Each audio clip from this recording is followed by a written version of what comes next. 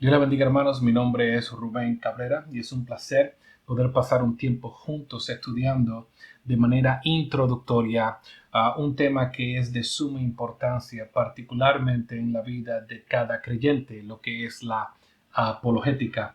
Ahora, este curso de 6 clases estará tocando o estará hablando de la apologética desde una triperspectiva o desde una perspectiva en 3 dimensiones.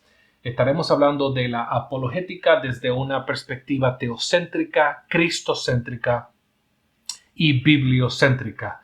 Teocéntrica porque estaremos hablando de la apologética desde las expectativas de Dios. Cristocéntrica porque estaremos anclando nuestra defensa en la persona de Cristo. Y bibliocéntrica porque nuestra mayor fuente de autoridad es las Sagradas Escrituras o la Biblia. Y la meta de este curso, hermanos, no es el que usted se aprenda los argumentos ontológicos o teleológicos o argumentos de contingencia para probar la existencia de Dios, sino más bien que estaremos ofreciendo lo que es necesario o lo fundamental para poder defender nuestra fe. Y al final verán, hermanos, que no es tan complicado como aparenta. Así que sin más preámbulos, me gustaría comenzar este curso con una introducción básica a la apologética. El título de mi primera sesión es La apologética bíblicamente definida. El gran pensador C.S. Lewis dijo las siguientes palabras: el hombre antiguo se acercaba a Dios o incluso a los dioses de la misma manera que una persona acusada se acerca a un juez. Para el hombre moderno, los roles se han invertido. Él se ha convertido en el juez y Dios en el acusado.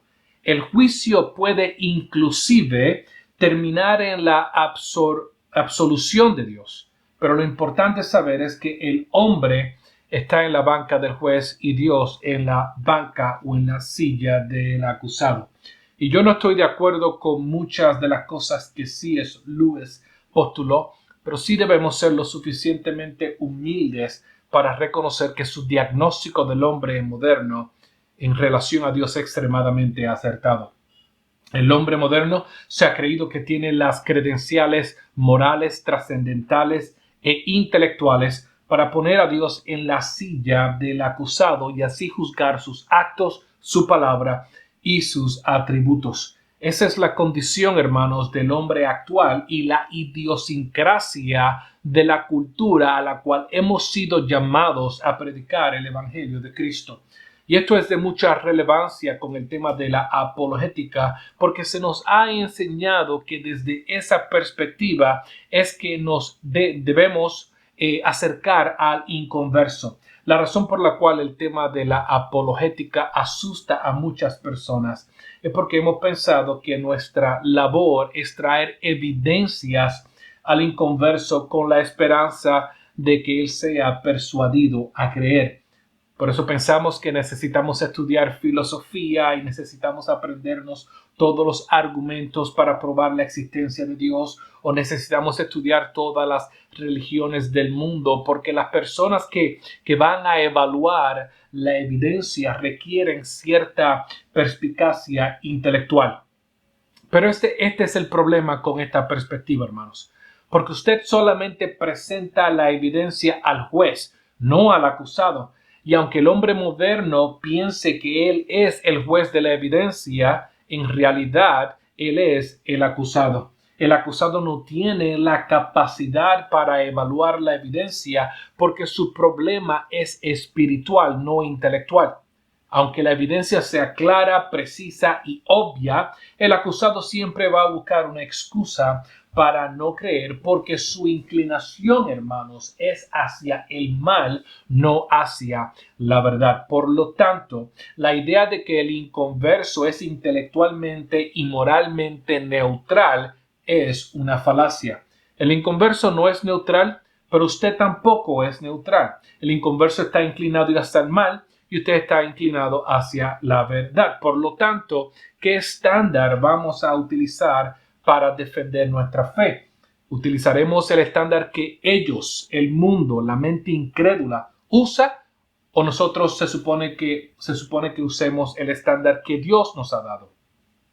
Se supone que utilicemos la filosofía del hombre o la sabiduría de Dios, los argumentos de los eruditos académicos o los preceptos que encontramos en la Biblia. Y lo que les voy a decir, hermanos, quizás suene un poco extraño, pero creo que le ayudará a entender lo que Dios espera de usted. Dios no lo ha llamado a convencer al inconverso con argumentos. Y lo voy a repetir porque es sumamente importante de entender. Dios no lo ha llamado a convencer al inconverso con argumentos. Tampoco Dios no lo ha llamado a defender lo que usted no cree.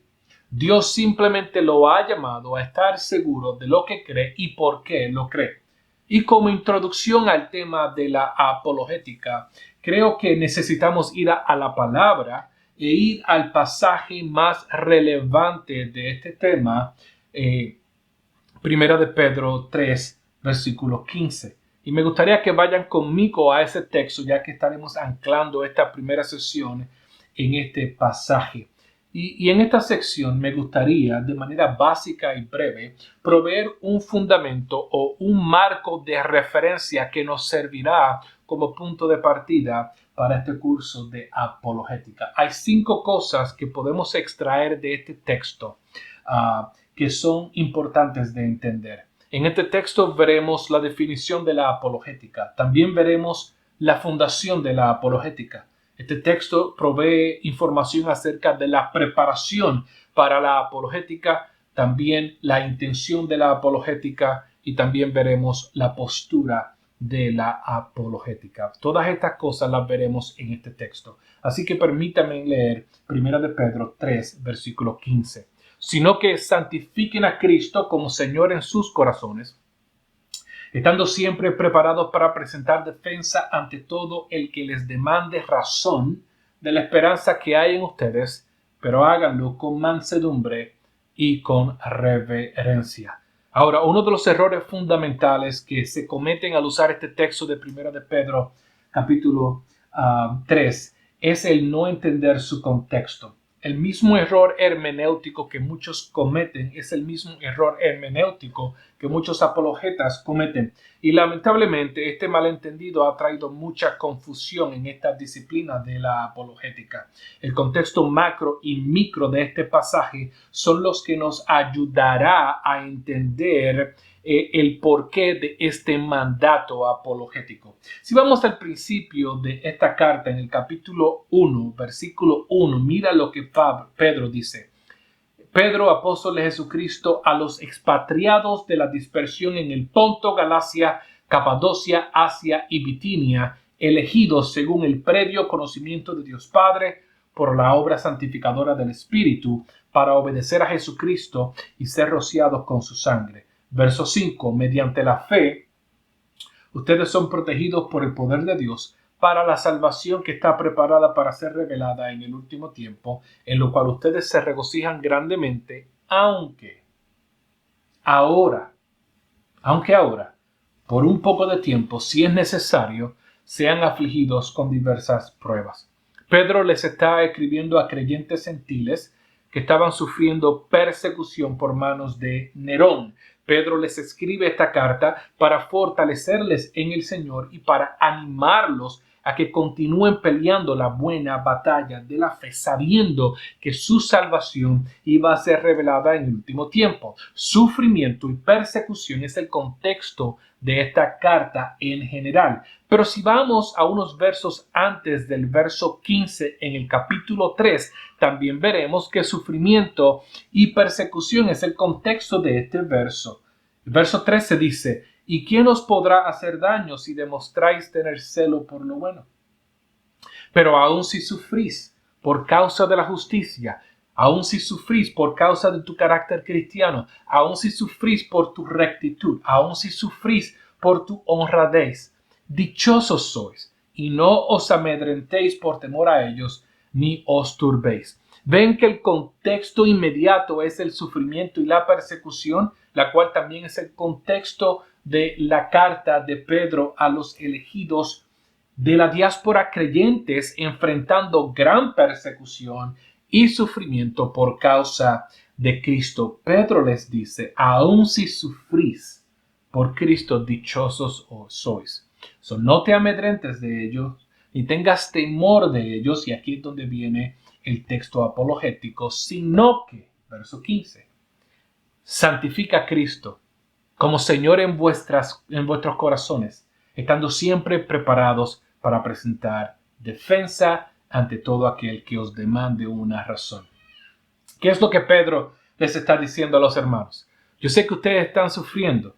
Yo sé que ustedes están enfrentando persecución por causa de Cristo. Sigan caminando firme. Sigan dando testimonio con su comportamiento. El opresor va a notar que hay algo distinto en ustedes. El opresor va a notar que hay algo diferente en cada uno de ustedes. Y por causa de esa gran diferencia, por causa de su carácter cristiano, por causa de su conducta honrada y por su justicia, ellos van a preguntarles por razones. Ellos van a demandar razones por las cuales ustedes todavía no han perdido la esperanza. Y cuando eso suceda, estate preparado, siempre listos para dar razones de lo que crees, para establecer lo que crees y por qué lo crees. Tu conducta va a provocar que otros te pregunten y demanden razones por las cuales crees lo que crees. Y cuando te pregunten, Pedro, por medio de la aplicación de este pasaje, nos dice que debemos estar preparados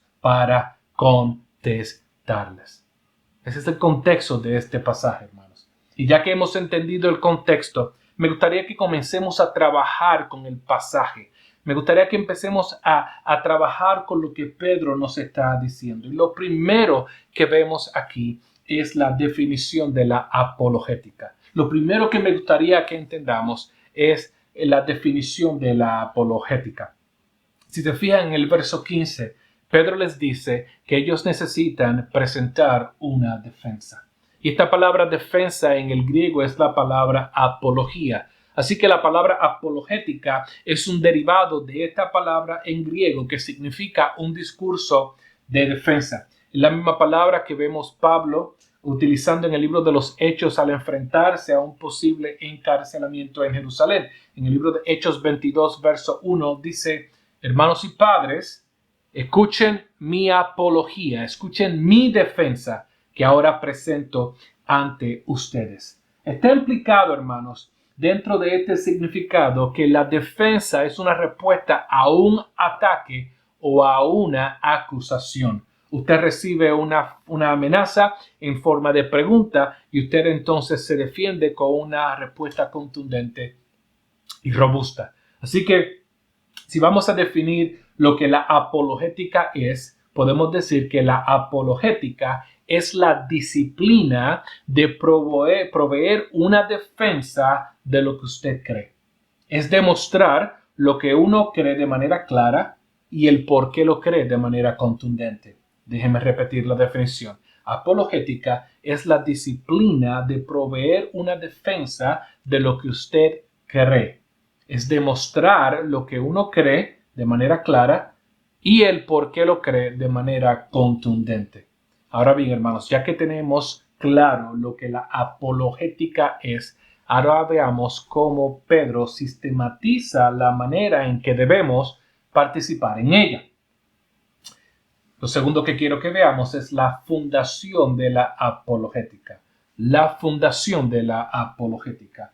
Pedro dice en el verso 15, santificar a Cristo como Señor en vuestros corazones. Lo primero que Pedro les dice a los hermanos en términos o en relación a su defensa es que tienen que santificar a Cristo como Señor en sus corazones. Y cuando Pedro dice corazones, no se está refiriendo al órgano, sino que se está refiriendo al centro, al epicentro de nuestras emociones, al epicentro de nuestro razonamiento, se está refiriendo a la mente. Lo primero que tenemos que hacer es reconocer el señorío de Jesucristo sobre nuestra manera de pensar.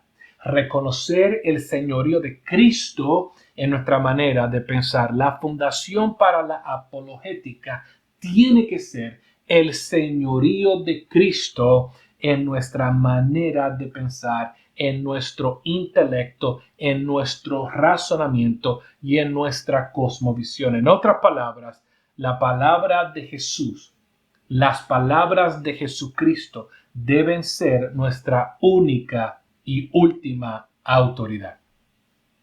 Y esto es importante, hermanos, porque la tentación que siempre vamos a experimentar es el abandonar el señorío de Jesucristo en nuestra metodología por la adopción de sabiduría humana como instrumento de defensa. Ya que podemos pensar que la única manera de ser efectivos en la apologética es a través de la adopción de filosofía y sabiduría humana. Pero hermanos, la palabra rechaza esta idea. La Biblia llama la sabiduría humana necedad. 1 Corintios 1:19 dice: destruiré la sabiduría de los sabios y el entendimiento de los inteligentes desecharé. ¿Dónde está el sabio? ¿Y dónde está el escriba? ¿Dónde está el polemista de este siglo? ¿No ha hecho Dios que la sabiduría de este mundo sea necedad? Proverbios 26:4 dice: no respondas al necio de acuerdo a su necedad, para que no seas tú también con él. Escuchen bien, hermanos, porque esto lo librará de la presión que muchos sienten. Dios no está esperando que usted sea un filósofo. Dios quiere que usted domine las escrituras, porque esta es la fundación de nuestra defensa. La filosofía per se no está mal, pero la filosofía independiente de Cristo sí está mal.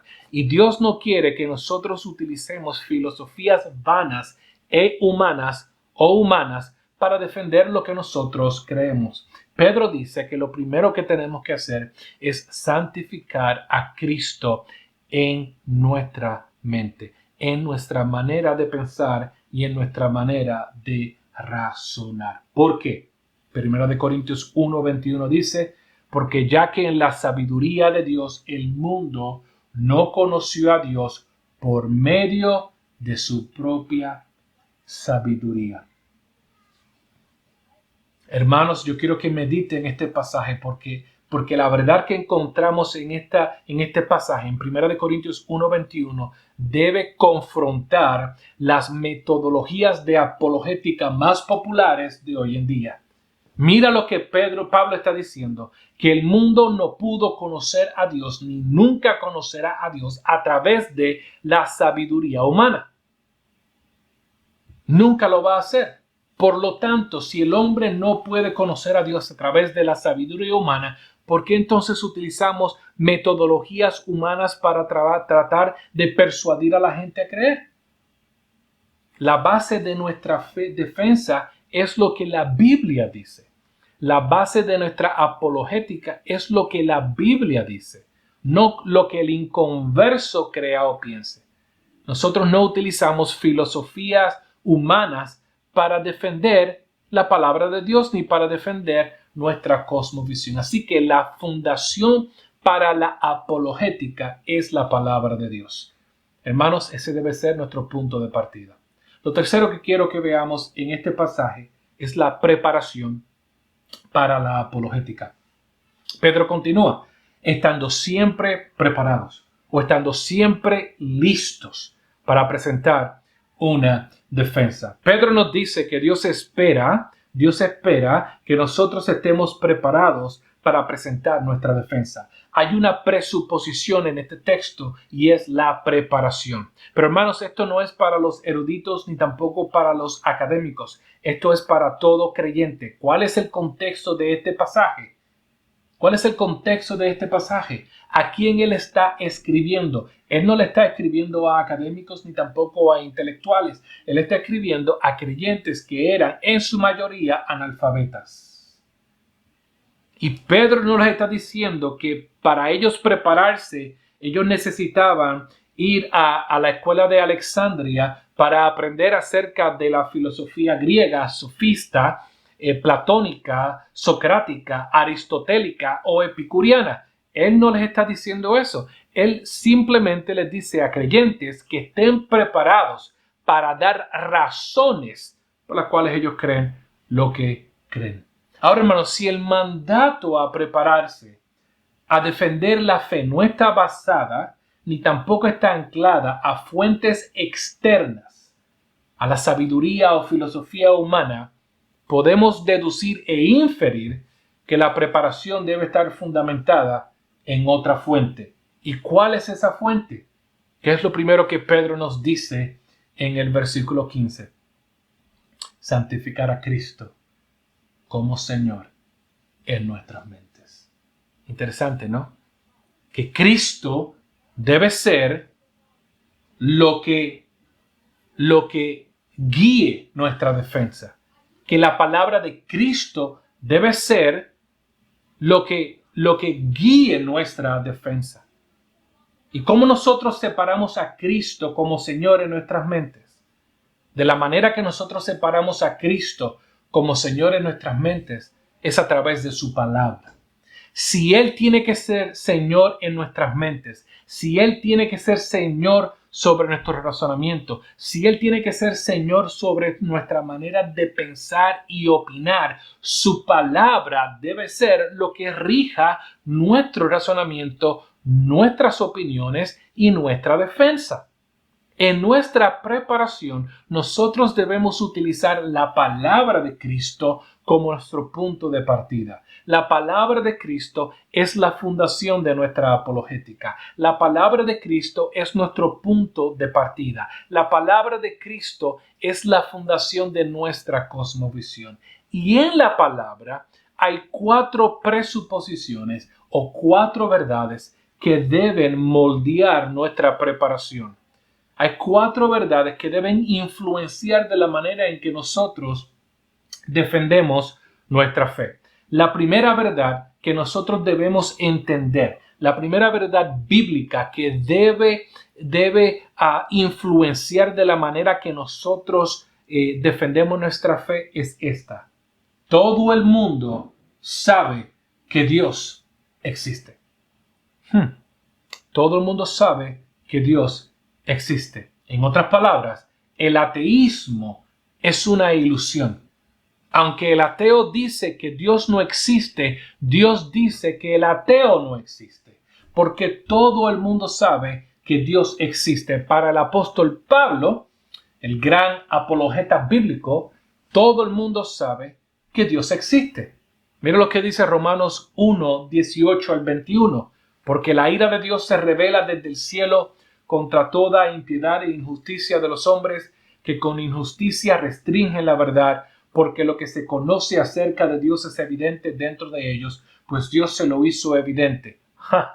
Porque desde la creación del mundo, sus atributos invisibles, su eterno poder y divinidad se han visto con toda claridad, siendo entendidos por medio de lo creado, de manera que no tienen una apología. No tienen una defensa, no tienen una excusa, pues aunque conocían a Dios, no lo honraron como a Dios. Todo el mundo sabe que Dios existe. Todo el mundo sabe en las profundidades de su corazón que Dios existe. El problema del inconverso no es la falta de evidencia. El problema del inconverso es la supresión de esa evidencia. Lo voy a repetir de una manera distinta. El problema del inconverso no es la falta de la verdad. El problema del inconverso es la supresión de esa verdad que ellos conocen. Y en la apologética, hermanos, ese debe ser nuestro punto de partida. Todo el mundo sabe que Dios existe. ¿Por qué es esta presuposición tan importante? ¿Por qué es que nosotros debemos entender esta presuposición, hermanos? ¿Tú sabes cuántas veces Pablo defendió la existencia de Dios? Nunca. ¿Sabes cuántas veces usted debe defender la existencia de Dios? Nunca. ¿Sabes cuántas veces los apologetas modernos están defendiendo o se pasan defendiendo la existencia de Dios? Inclusive podemos decir que su apologética gira alrededor de esta idea de que nosotros debemos defender la existencia o probar la existencia de Dios. Pero Pablo nunca hizo eso. La Biblia nunca defiende la existencia de Dios. La Biblia presupone la existencia de Dios. Y de acuerdo a Pablo, el problema del inconverso no es la falta de esa verdad, sino la supresión de la verdad que ellos saben. Todo el mundo sabe que Dios existe. Esa es la primera verdad bíblica. La segunda verdad bíblica es que el inconverso, la razón por la cual el inconverso suprime esta verdad es porque el inconverso está muerto en sus delitos y en sus pecados. Ciego, ignorante, hostil, carente de comprensión e inclinado hacia el mal. Para Pablo, el inconverso, muerto en sus delitos y en sus pecados, carece de la capacidad moral e intelectual, no solo para venir a Dios, sino para ser convencido de las evidencias. Para el apóstol Pablo, la razón por la cual ellos suprimen la verdad es porque ellos están inclinados hacia el mal. Así que la evidencia que ellos saben que existe no puede ser comprendida por ellos, si ellos no están convencidos por esa verdad que ellos saben que existe. Y es por eso que la suprimen. Romanos 3, 10, 12 dice: no hay justo ni hay uno, no hay quien entienda, no hay quien busque a Dios. Romanos 8, 7, 8 dice: la mente puesta en la carne es enemiga de Dios. No se sujeta a la ley de Dios, ni siquiera puede hacerlo. Y los que están en la carne no pueden agradar a Dios. Efesios 2, 1 al 2 dice que les dio vida a ustedes que estaban muertos en sus delitos y en sus pecados, en los cuales anduvieron en otro tiempo según la corriente de este mundo, conforme al príncipe de la potestad del aire, el espíritu que ahora opera en los hijos de la desobediencia. Segunda de Corintios 4:4 dice: en los cuales el Dios de este mundo ha cegado el entendimiento de los incrédulos para que no vean la gloria de Cristo. Proverbios 9:12 dice: el necio no se deleita en la prudencia, sino solo en revelar su corazón o sus opiniones. Para el apóstol Pablo, los incrédulos no son neutrales, ellos son hostiles a Dios. Es por eso por lo que nunca debemos jugar el juego de la neutralidad, porque nadie es neutral. ¿Pero qué hemos hecho, hermanos? Hemos puesto a Dios en la silla del acusado y le hemos dado al inconverso la autoridad para que sea el juez de la evidencia.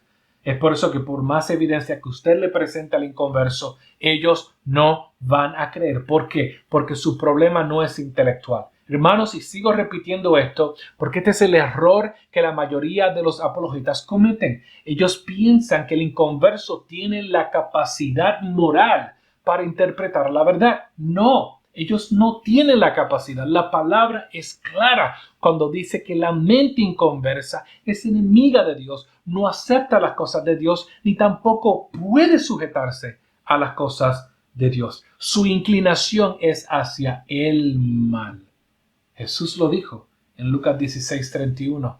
Si no escuchan a Moisés y a los profetas o la palabra de Dios, no serán persuadidos si aún alguien se levanta de entre los muertos. La palabra es clara cuando dice que todo el mundo sabe que Dios existe, pero la razón por la cual ellos suprimen la verdad que saben en su corazón es porque ellos están ciegos, son hostiles, son enemigos de Dios y no pueden sujetarse a la verdad que encontramos en la palabra de Dios. Hermanos, usted solo provee evidencias al juez, no al acusado, y el inconverso es el acusado, no el juez.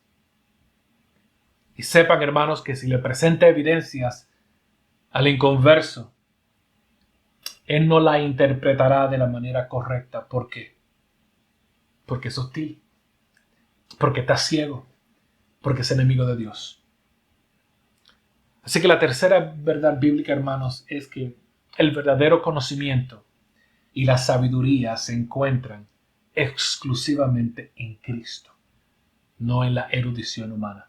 La tercera verdad bíblica es que el verdadero conocimiento y la sabiduría se encuentran exclusivamente en Cristo y no en la erudición humana. El hombre natural puede adquirir conocimiento natural, pero no el conocimiento que los salva.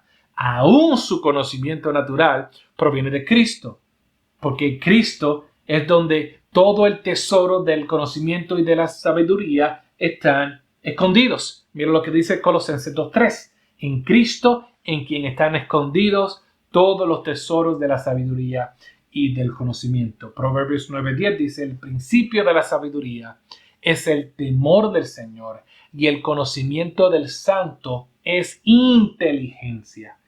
La verdadera sabiduría no se encuentra en la astucia humana, pero solo en Cristo. Es por eso que Pablo nos dice que la sabiduría del hombre es necedad. Argumentos filosóficos, necedad. Cuestionamientos intelectuales, necedad. Y no estoy diciendo que la Biblia está en contra de la filosofía o del intelectualismo, pero estas dos deben estar aferradas a Cristo. Y si no lo están, entonces son necedad. La cuarta verdad bíblica que quiero que entiendan es que la realidad es definida por Dios y nuestra existencia depende de Dios. Hechos 17:28 dice: porque en Él vivimos, porque en Él nos movemos y en Él existimos. La realidad no es suya ni mía para definirla. La realidad es definida por Dios, porque Él es en quien vivimos, en quien nos movemos y en quien existimos, porque Él es el creador. Él es el agente causal de la existencia. Y en nuestra preparación, hermanos, es necesario que las siguientes presuposiciones bíblicas moldeen nuestra apologética. El inconverso sabe que Dios existe. El inconverso está inclinado hacia el mal, por lo tanto no puede juzgar la evidencia. Número 3. El conocimiento humano es necedad para Dios. El conocimiento verdadero se encuentra en Cristo. Y número 4. El inconverso no define la realidad. La realidad es algo que Dios define. Así que ya que entendemos que tenemos que estar preparados y en dónde encontramos el material para prepararnos, continuemos trazando el argumento de Pedro. Y vemos cómo él se mueve de la preparación a la intención de la apologética. La intención de la apologética. Verso 15 dice: ante todo el que les demande razón. Nosotros siempre tenemos que estar listos y preparados para presentar una defensa, y aquí vemos la intención, ante todo aquel que nos demande una razón de la esperanza que hay en nosotros. Y esto es sumamente importante. La intención no es proveer evidencias. Nuestro trabajo es dar razones por qué creemos lo que creemos. Escuchen las palabras de este gran apologista o apologeta cuando dice lo siguiente: este texto nos dice que se supone que los creyentes deben tomar la iniciativa. Este texto nos dice que se supone que los creyentes deben tomar la iniciativa de iniciar discusiones arrogantes con los no creyentes, diciéndoles que tenemos todas las respuestas. No tenemos que ir a buscar una pelea, más bien ofrecemos una defensa razonable en respuesta a quienes nos los soliciten, ya sea como un desafío inicial a la integridad de la palabra de Dios o como la respuesta natural a nuestro testimonio evangelístico. Esto, hermanos, debe motivarlo a defender su fe. No estamos llamados a probar nada ni a discutir con nadie, solo a presentar una defensa razonable a quienes nos pregunten. Recuerden, hermanos, el inconverso, a menos que sea movido por Dios, no está interesado en saber la verdad. Así que la mayoría de las veces, lo único que ellos desean es ser escuchados. Por lo tanto, su trabajo como apologeta es callarle la boca a la oposición. El trabajo de un apologeta es el callarle la boca a la oposición. Esa es la intención de la apologética. Pero Pedro, hermanos, cierra este texto con la postura para la apologética. Y esto es sumamente importante. El tono de la apologética. Veamos la postura de la apologética. Él cierra este texto con estas palabras: pero hacedlo con mansedumbre y con reverencia. En nuestra participación en la apologética, humildad es lo que nos debe distinguir. Recuerden, la meta no es ganar un argumento, sino muestra el por qué creemos lo que creemos. Dios es el que convierte a la gente a través del Evangelio. Así que, hermanos, nuestro tono y nuestra postura no debe ser arrogante ni tampoco soberbia, sino humilde y reverente, porque la última palabra la tiene Dios. Y Él es quien cambia el corazón del inconverso, no usted. Así que permítame darles unas notas de conclusión para cerrar esta sesión. No hemos sido llamados a persuadir a todo aquel que cuestione nuestra fe. Podemos refutar los argumentos que nos traen y aún así puede que no sean persuadidos. Como dijo un gran apologista, podemos callarle la boca al crítico, pero solo Dios es quien le cambia el corazón. Defender la fe no es más importante que exponer la fe. Defender la fe no es más importante que el exponer la fe. Exponer la fe es lo que salva al incrédulo. Defender la fe es lo que le calla la boca a la oposición. Y recuerden, hermanos, que nuestra defensa de la fe no empieza con evidencias ni tampoco con probabilidades, sino con la palabra de nuestro Señor Jesucristo, ya que nosotros hemos sido mandados a santificar a Cristo como Señor en nuestras mentes. Ahora bien, Proverbios 26:4 nos dice que no le contestemos al necio de acuerdo a su necedad. Este verso parte de la premisa que la apologética sucede en el contexto de oposición. Y es por eso que tenemos que entender a la oposición y su patología espiritual. Es necesario que entendamos su manera de pensar para poder así entender la necedad que lo caracteriza. Y en la próxima sesión estaremos viendo el perfil y la patología de la oposición. Que Dios les bendiga.